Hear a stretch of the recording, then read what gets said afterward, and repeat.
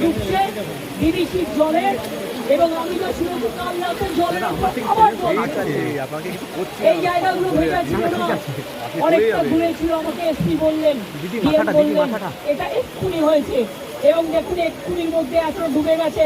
আমি সবাইকে বলবো জলে ঝুঁকি নেবেন না, জল আর আগুনে ঝুঁকি নেবেন না।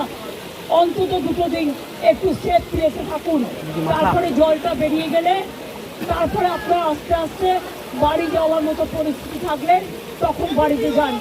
আর আমি অ্যাডমিনিস্ট্রেশনকে বলবো যা যা রিলিফ দেওয়ার কোনো যেন রিলিফের অভাব না হয়। প্রত্যেকটা পরিবারকে দেখে নেবেন, আপনাদের কাছে সব কিছু দেওয়া আছে, কেউ যেন অসুবিধায় না পড়ে।